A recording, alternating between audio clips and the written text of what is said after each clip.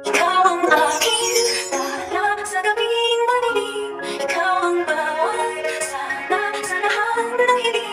Sagot sa aking. Nadamay na nga sina Annalyn at Linnes sa trabaho kay Dax. Makakatakas kaya si Dax o tuluyan ng mapapatay ng lalaki?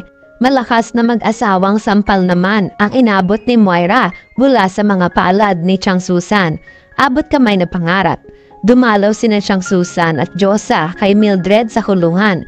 Nagdala sila ng mga pasalubong para mabilis na makasagot si Mildred sa mga itatanong ni Chang Susan kung sakali. Tuwang-tuwa si Mildred.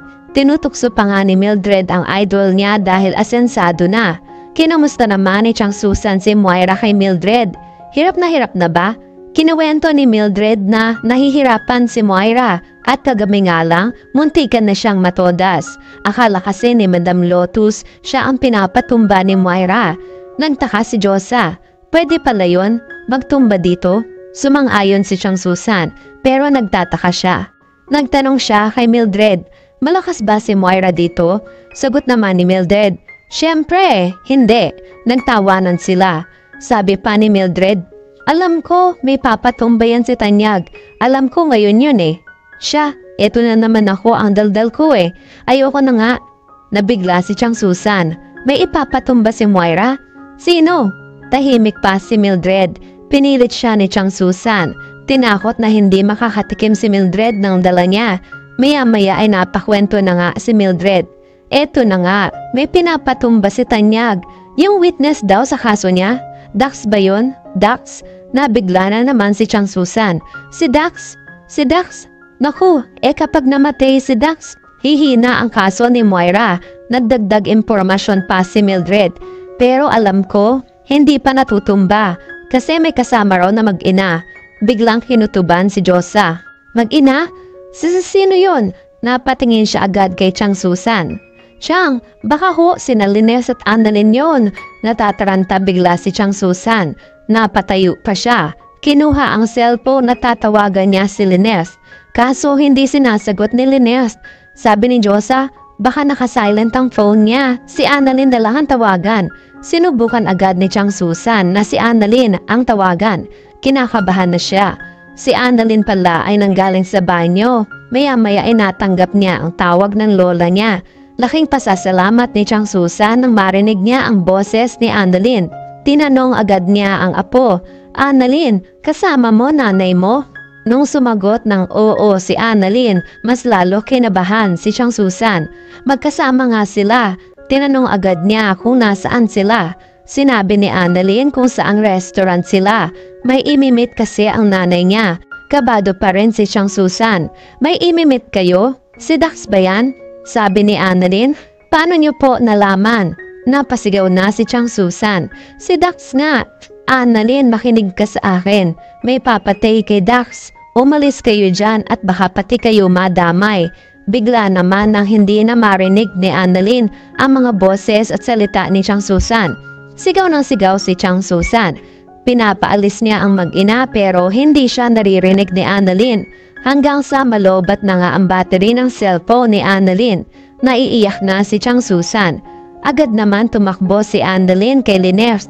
Natataranta si Chang Susan. Nawala na nga si Annalyn sa linya. Hindi niya pa alam kung narinig ba nito ang mga sinabi niya.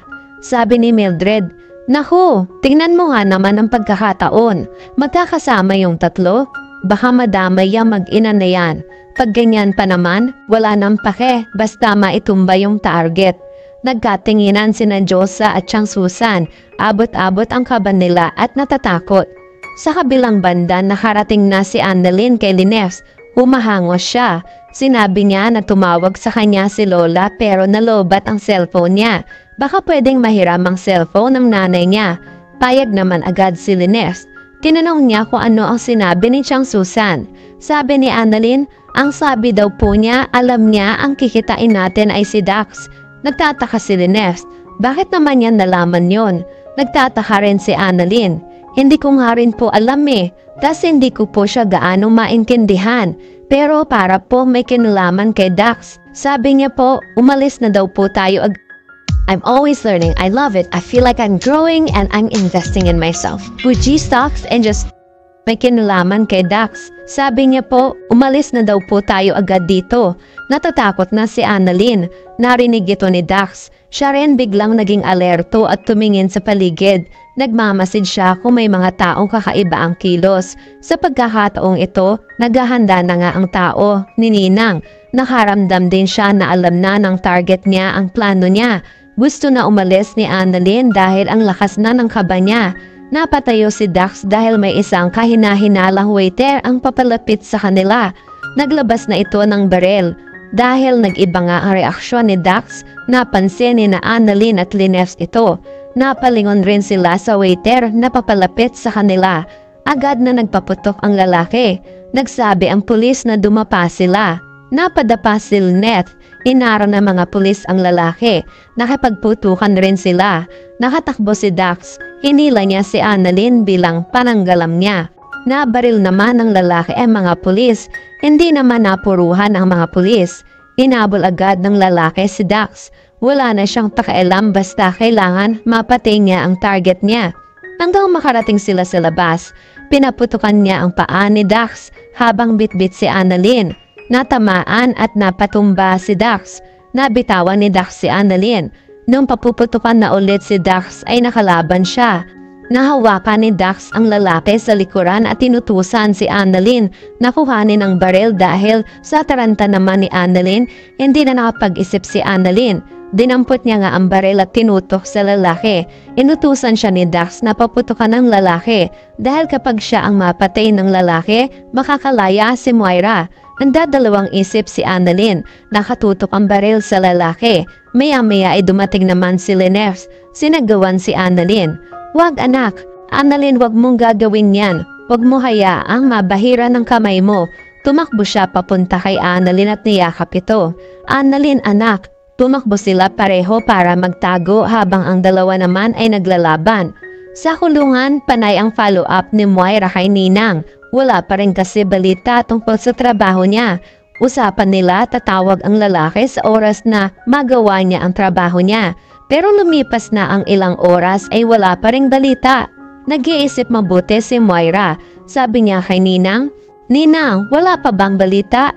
Ang tagal naman, baka naman nakatakas na si Dax." Tahimik lang si Ninang dahil nag-iisip din siya bakit wala pang tawag. Nakatingin lang siya kay Moira. Sabi pa ni Moira, "Dadagdagan ko na ang bigay sa iyo. Masigurado ko lang na mapatay na yang si Dax na yan."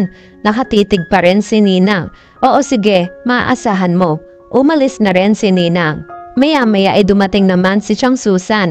Halata ang galit sa mukha niya dahil sa pinagawa nito kay Dax. Maaari pang madamay sina Annalyn at Linefs. Sinagawa ni Chang Susan si Moira. "Moira, ang lakas pa rin ang loob mo ano? Narito ka na sa loob pero nakakagawa ka pa ng kasamahan. Para sabihin ko sa iyo, hindi ka magtatagumpay. Ngayon pa lang ipaghihiganti ko na sina Linefs at Annalyn." Palaban naman si Moira. "Hoy, ano na naman ang binibintang niyo sa akin?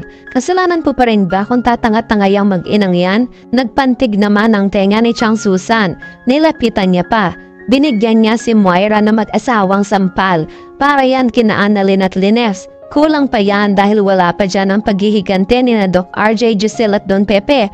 Kapag may mangyari kina Annalyn at Linefs, madadagdagan na naman yan. Sumagot si Moira. "Ano bang sinasabi mo dyan?" Sumagot si Chang Susan. "Alam ko na, Moira. Pinapatumba mo si Dax. Ngayon nakikipagkita si Linefs at Annalyn. Madadamay pa sila sa kalokohan mo." Natatawa lang si Moira, pero hindi niya pinapahalata. Ganun ba? Di thank you, dahil may bonus pa ang pinagawa ko." Galit na galit rin si Josa. "Napakawalang hiya mo, Moira. Hindi ka na makakalaya pa dahil patong-patong na ang kasalanan mo." Sabi ni Moira, "Talaga ba? Maghintay kayo. Bukas makalawa makakalaya na ako. Babalikan ko kayo." Napatitig sina Chang Susan at Josa kay Moira. At yan ang mga pakakaabangan natin sa Abot Kamay na Pangarap.